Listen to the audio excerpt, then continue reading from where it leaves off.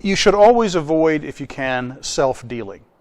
And I see this a lot, because most powers of attorney are held by family members. And family do all kinds of things for one another. You know, oh, my parents are getting older and they don't drive as much anymore, and so my 16-year-old daughter, Catherine, she's looking for a car to drive, so we're going to take mom and dad's car and we're going to buy it from them for $500. It's their 2009 Toyota Camry LE. Probably not worth that much, probably worth a little bit more than that.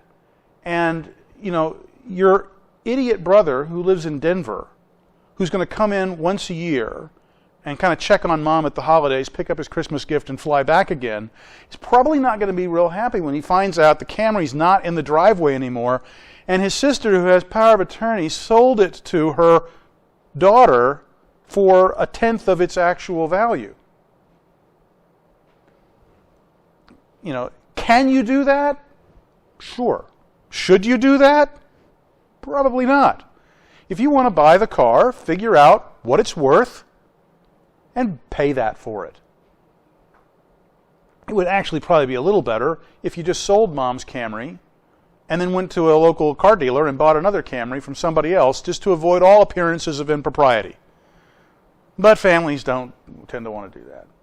I know how mom maintained the car, and it's a better car. I don't know what's going to happen at the dealer if I get his car, because, you know, the used car dealers are awful. They're like, you know, slightly higher up the scale than lawyers, but not much. And so we really don't want to go buy a used car we know nothing about when we can have mom's car that we know everything about.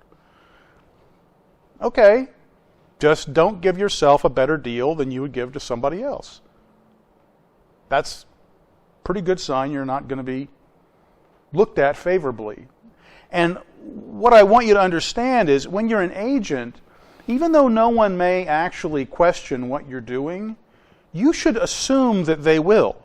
You should prepare yourself for your seagull brother in Denver. And sometimes people will say, well, what's a seagull brother? A seagull is a child who lives out of town and acts like a seagull. They fly in, they poop on everything, and then they fly away again. And that's what he does. He flies in, announces that all of your efforts to take care of mom or dad are entirely inadequate.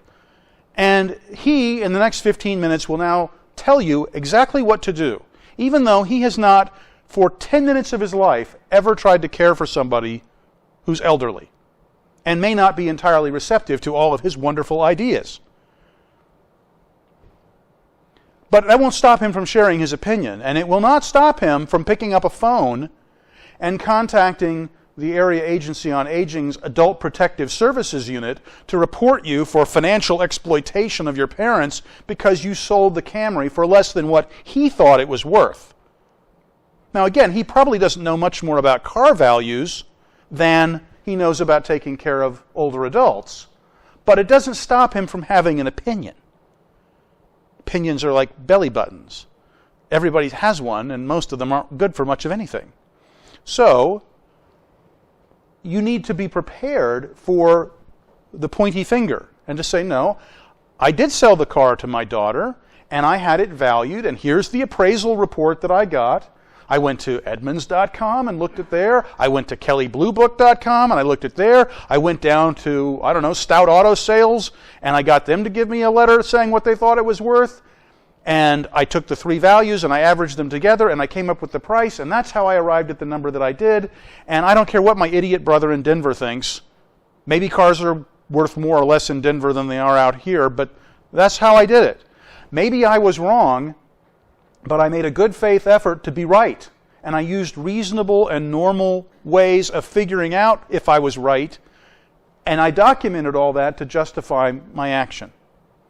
And even if I didn't sell it to my own daughter because she was 16 and learning to drive, and I simply sold it to some complete stranger, Seagull Brother isn't going to necessarily think it was a good deal. He's going to be more than happy to armchair quarterback that transaction too. And say, well, you know, no, you weren't trying to self-deal. You're just an idiot who doesn't know what cars are worth. You know, that thing had a 4-barrel carb on it. It was awesome. You should have, you know, you could have sold that for twice as much. It was a collector's item. Very few of these things are actually collector's items, whether it's cars or cuckoo clocks or Hummel collections or anything else. That was a wonderful leather sofa in Mom's living room. That thing was great. She paid like $6,000 for that, and you sold it for $35. I think that's crazy. Yeah, but the $6,000 couch was 8 years old, and Dad always slept on the couch, and he put his stinky feet up on the armrest of the couch, and he put his oily head on the other armrest of the couch, and nobody wants to put their hands where Dad's oily hair was and his stinky feet was, and so as it turns out, all upholstered furniture is not worth more than about $5. The fact that I got 35 is 7 times greater than the actual value of these things, so shut up. But if you're not prepared and assuming that you're going to get those kinds of justified or lame-brained criticisms, you're going to be caught flat-footed. And when you're caught flat-footed, you're going to look guilty, whether you are or not. It's just common sense. Perform from a defensive posture. Assume everyone's going to criticize what you're doing and paper your file.